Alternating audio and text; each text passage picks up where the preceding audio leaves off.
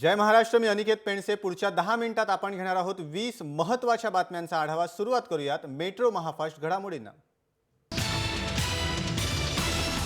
उन्हाच्या झळा सोसणाऱ्या मुंबईकरांना दिलासा मिळाला आहे. मात्र या पावसाचा जोर जून महिन्यात असाच कायम राहणार असल्याचा अंदाज हवामान विभागानं व्यक्त केला आहे. येत्या आठवड्याभरात कोकणासह गोव्यात मुसळधार पाऊस पडणार आहे. येत्या 5 दिवसांमध्ये रायगड जिल्ह्यात हवामान विभागानं अतिवृष्टी होण्याची शक्यता वर्तवली आहे.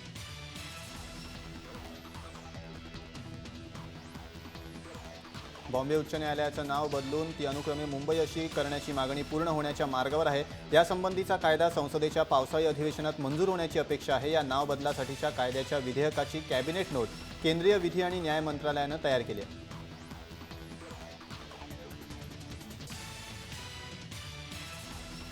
पावसाळा सुरू झाल्यानंतर भाज्यांचे दर कमी होतील अशी मुंबईकरांची अपेक्षा होती. मात्र ती अपेक्षा फोल ठरली आहे. गेल्या आठवड्याच्या तुलनेत भाज्यांच्या दरात 5 ते 8 रुपयांची वाढ झाली आहे. नवी मुंबईच्या एपीएमसी बाजारात पावसामुळे भाज्यांची आवक घटली आहे. त्याचा परिणाम मुंबईच्या भाजी मार्केटमध्ये झाला आहे.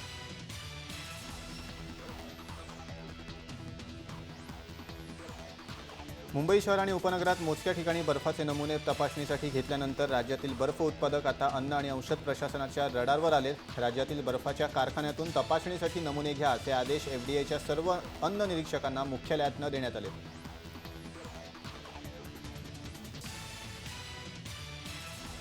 मुंबई महापालिकेचे पे अँड पार्क चालवण्यासाठी भरलेल्या अनामत रकमेचे सुमारे 4 कोटींचे चेक्स वटले नाही आहेत. त्यामुळे प्रशासनानं राज एंटरप्राइजेस आणि ग्लोबल पॉवर सिस्टीम या कंपन्यांविरुद्ध पोलिसांमध्ये फसवणुकीचा गुन्हा दाखल केला आहे. राज एंटरप्राइजेसनं पालिकेला 1,49,00,000 तर ग्लोबल पॉवर सिस्टीमनं 2,38,00,000 चेक्स दिले होते.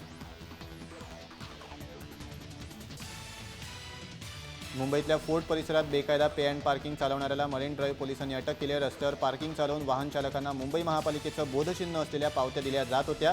तर याविषयीची तक्रार मुंबई महानगरपालिकेच्या मेंटेनन्स विभागानं केली होती.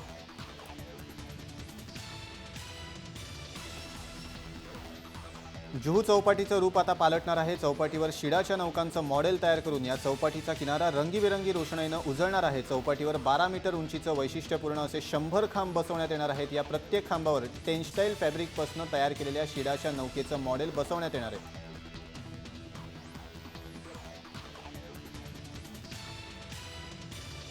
मुंबई विद्यापीठातर्फे घेण्यात आलेल्या TY BComच्या परीक्षेचा निकाल 24 जून रोजी रात्री उशिरानं जाहीर होणार आहे. हा निकाल पुढे ढकलण्यात आल्याचं वृत्त निव्वळ अफवा असल्याचं मुंबई विद्यापीठातर्फे स्पष्ट करण्यात आलं आहे. TYच्या निकालासंदर्भात सोशल मीडियावर मुंबई विद्यापीठाच्या नावानं काही वेळापासून एक खोटा GR सोशल मीडियावर फिरतोय.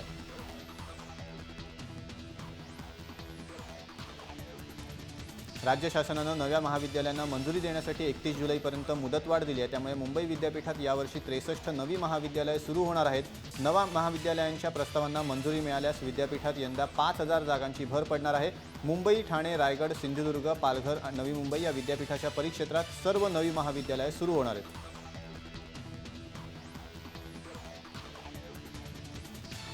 11वी प्रवेशाच्या ऑनलाईन जागात 4,500हून अधिक जागांची भर पडली आहे. अल्पसंख्याक व्यवस्थापन आणि इन हाऊस कोट्यातील जागा ऑनलाईनमध्ये समाविष्ट केल्यानं ही वाढ झाल्याचं मुंबई विभागीय उपसंचालक कार्यालयानं सांगितलं आहे. 11वीच्या कला, वाणिज्य, विज्ञान या अभ्यासक्रमांच्या प्रवेशासाठी यंदाच्या शैक्षणिक वर्षात एकूण 1,49,808 जागा प्रवेशासाठी उपलब्ध आहेत.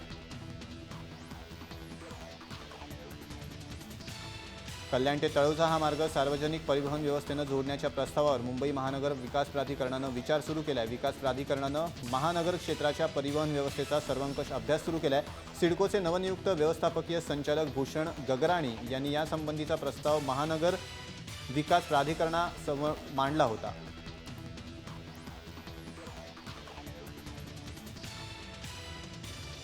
रेल्वे स्थानकात प्रवाशांकडून प्लॅस्टिक बाटल्या मोठ्या प्रमाणात टाकून अस्वच्छता पसरवली जाते. ही बाब निदर्शनास आल्यानं प्लॅस्टिकच्या बाटल्या नष्ट करता येतील असा मशीन्स स्थानकांवर बसवण्याचा निर्णय पश्चिम रेल्वेनं घेतला आहे.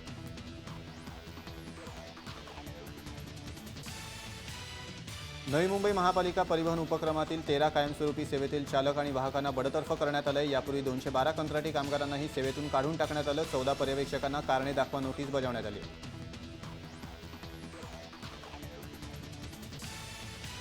ठाणे कारागृहात कैद्यांच्या मनोरंजनासाठी FM रेडिओचे सूर गुंजणार आहेत. राज्यात प्रथमच होणाऱ्या या उपक्रमात कारागृहातील कैदीच रेडिओ जॉकी म्हणून काम करणार आहेत. त्यासाठी विशेष कक्ष तयार करण्यात येणार आहे.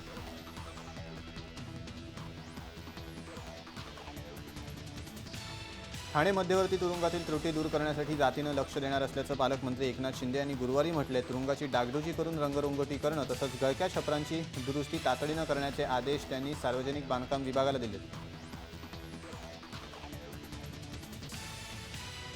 पनवेल महानगरपालिका स्थापन करण्याच्या दृष्टीनं राज्य सरकारनं मागवलेल्या हरकती आणि सूचनांना सर्वसामान्यांनी चांगला प्रतिसाद दिला. अखेरच्या दिवसापर्यंत 3,957 हरकतींची नोंद जिल्हाधिकारी कार्यालयामध्ये झाली आहे. याबाबत 16 मे रोजी अधिसूचना जारी करून महापालिका हद्दीतील रहिवाशांना हरकती मांडण्यासाठी महिन्याभराचा कालावधी देण्यात आला होता.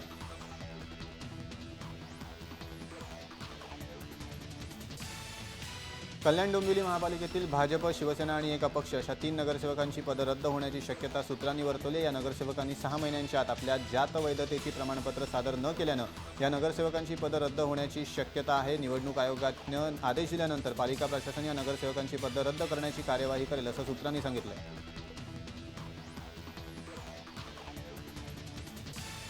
मीरा भाईंदरच्या महापालिकेच्या गलथान कारभाराचा फटका तिथल्या नागरिकांना बसतोय. पावसापूर्वी गटारं आणि नाले सफाईची कामं न झाल्यामुळे त्याचा त्रास नागरिकांना होतोय. पहिल्याच पावसानं सोसायट्यांमध्ये पाणी शिरलंय. गटारांमध्ये रॅबिट पडलेलं असल्यानं पाण्याचा निचरा होत नाहीये.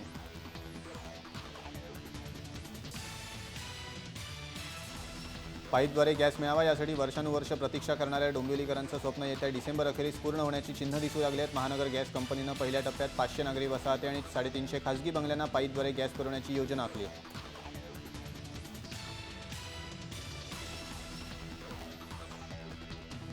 बॉर्डर सिक्युरिटी फोर्समध्ये सहाय्यक फौजदार आणि हेड कॉन्स्टेबल या पदासाठी ऑनलाईन अर्ज मागवण्यात येत आहेत. या दोन्ही पदांसाठी मिळून तब्बल 622 जागा भरण्यात येणार आहेत. याबाबतची माहिती महाराष्ट्र सरकारची अधिकृत न्यूज वेबसाईट महान्यूजवर प्रकाशित करण्यात आली. अर्ज करण्याचा कालावधी 16 जून ते 15 जुलै 2016 असा आहे.